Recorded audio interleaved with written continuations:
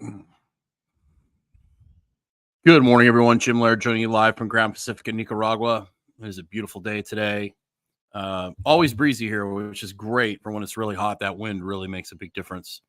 For some reason, my internet doesn't like to work until about 9:15. So just kind of a weird, quirky thing we got going on here. I don't know when I unplug it at night, if it kind of messes it up and it takes a little while for it to reset, but that's kind of why I've been late lately. Great day ahead. Tomorrow we have the mold secrets, which is part of our masterclass. Dr. Stillman is going to get into deep dive about mold, how to deal with it, what it is, how to mitigate it, how to avoid it. It'll be good. We've got well over 100 people signed up for that. So get on our email list, stillmanwellness.com. That's a great opportunity to just learn. And of course, you can watch the replay for that every week if you can't make it live at 10 a.m. Eastern. We also have an offer in our Fundamentals of Wellness. It's been so successful, the course, that we're going to be shutting it down here. We got to think about 6 spots left. After we sell those 6 spots, we're going to shut it down, and we're only going to release it a couple times a year. We want to keep the quality high. We want to make sure we don't get too many people in there so we can, make sure we do a really good job with people. So if you're interested in that, that's available as well. We do have a medical offer too if you're in Florida or in New York on the medical side of the practice.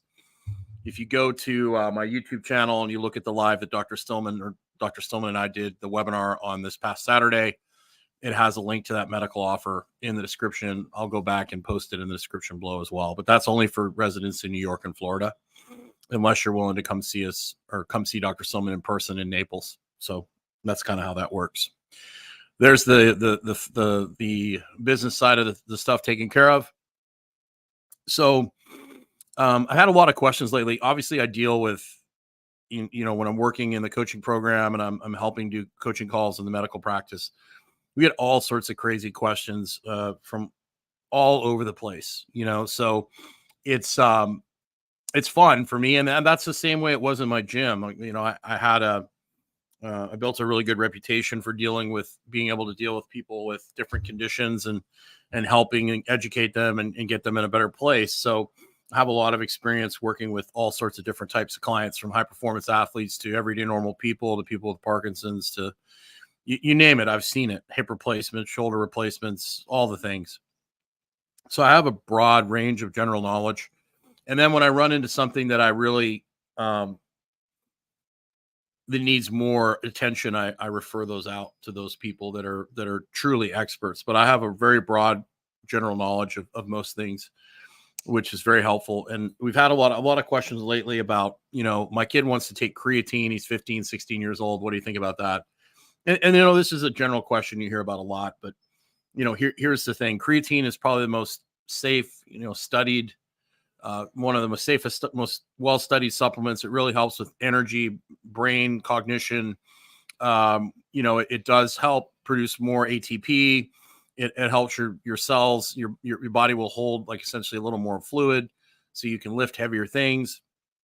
The problem is when you're 15, 16 years old, are you eating breakfast? Are you eating lunch? Are you eating dinner? Are you just not eating Doritos? Are you getting sleep? And when you're 15, 16 years old, you got what we call newbie gains, right? So, everybody wants to do the fancy things. Like, I've heard teenagers talking about doing SARMs and peptides and stuff. It's like, why would you do that until you need it, right? So why would you need to get fancy? It's just like a training program. As far as a basic training program, a fundamental training program, my friend Jim Windler, 531, most athletes, there are some exceptions. We need to do some sort of basic program where it's just a fundamental thing. Oh, gracias. It's just a fundamental thing where you're doing fundamental movements. And then after a few years of training, they can get a little more specific to what they're doing. But everybody needs a general base. And so when you're 15 or 16 and you just started lifting, if you're eating enough food and you're getting enough rest, you're going to make incredible, incredible gains. So why would you use creatine when you're getting all these free gains anyways? Save the creatine for when you've been training for 3, 4, 5 years and all of a sudden your gains are starting to slow down. That's when you could use the creatine to kind of push you over the hump. And the other one, of course, is pre-workout, for teenagers. and I'm not even a big fan. I love stimulants. Christian Thibodeau did a great video on how he struggles with stimulants because you feel so great when you're on them, but the long-term cost of using them is you're basically borrowing energy from the future, to steal an analogy from Lee Haney, the former Miss Olympia. And the other thing too is it's very easy for you to, you're really tired, you're exhausted, and then you take pre-workout, you get fired up, and then you can overreach very easily, which when you're young, you can get away with stuff like that. But the problem is when you take the pre-workout, and the problem with creatine too is, what is in the creatine? Is it just straight creatine, or is there a whole bunch of sugar and crap and things like that? So, most of the teenagers that come to me, I'm like, are you eating breakfast? How much food are you eating? Okay, we need to double the amount of food you're eating. You need to double the amount of sleep you're getting. And all of a sudden they get these incredible gains that are much better than if they just took creatine, right? And they're also they're building habits for more advanced training in the future. And the same thing goes for like pre-workout. Okay, so you start taking a pre-workout, and then all of a sudden it doesn't work quite as well. And you can't sleep because a lot of people are training late in the afternoon. So they take a 300 milligram, these pre-workouts have 300 milligrams of caffeine in them now. And so a lot of them guys won't sleep. And then all of a sudden they're sleep deprived and they're taking more pre-workout and more pre-workout. There was one girl I remember when I was in Lexington, this little figure competitor, she walked into one of the supplement stores in Lexington and bought like 7 cases of Bang or 8 cases of Bang, the Bang energy drinks.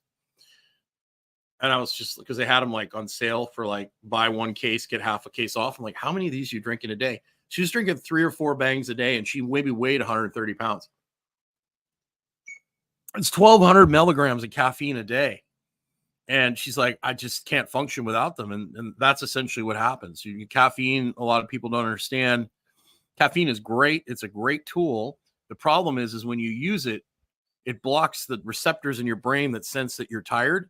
And then your body just makes more of those receptors. So you got to take more and more caffeine. If I could go back like 15 or 20 years ago, I would have opened a Starbucks, or I would have opened an energy drink company, because those are just reoccurring revenue streams, because people just have to drink more and more of it just to break even. So, especially if you're a teenager, like if you need pre-workout and you're a teenager, that's ridiculous. Like you shouldn't be taking anything. You shouldn't be taking anything. You shouldn't be taking anything at all to get energy, because you should have plenty of energy. If you're getting your sleep and you're getting your food, you shouldn't have any problem at all with how you feel and energy at all, right? So that's just a lifestyle thing, right? And the last thing you want to do is have a teenager that's even more sleep deprived than they are, and they take a bunch of pre-workout. I mean, you can really, really mess yourself up with some of this stuff, especially when you start getting into, if you start stacking it with Adderall or, some of the other things these kids are taking. But that's basically my stance on that. And, it's effective, but you're going to pay a price in the long run. So that would be something that I would avoid in teenagers. And I would just explain to them, or get somebody like me, or somebody who, a strength coach, or somebody who's been in the game, who's done it, been there.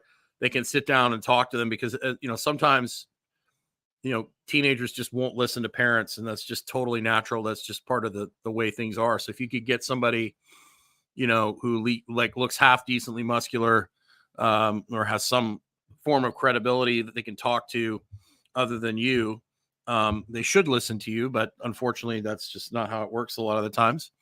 You get somebody else, like I would have parents who would bring their kids to me all the time. They're like, I've been trying to get my kids to eat more vegetables and eat more protein for years, and they just won't. And then you told them to do it, and all of a sudden they did it. So a lot of times it's who it's coming from. And a lot of times it's how the message is delivered. So that's something that, and you got to lead by example too. If you're an adult and you're, hammering down caffeine all the time, and you're taking things and you're not living a decent lifestyle, it's really hard for you to stand up on a hill and tell your kid not to do whatever. So, kids tend to lead by example, and they don't really respond well to people that are hypocritical. So I've never been a parent, so I really can't say much, but that's just what I've observed.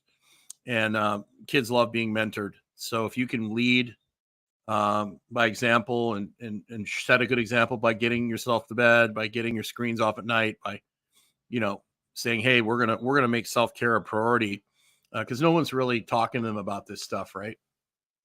And then delayed gratification, and then always, with kids particularly, always praise effort, not necessarily praise them for how good they are, or praise them for the effort that they make, because a lot of time when you praise people just for being talented, that doesn't really, or gifted, that really doesn't go over well in the long run.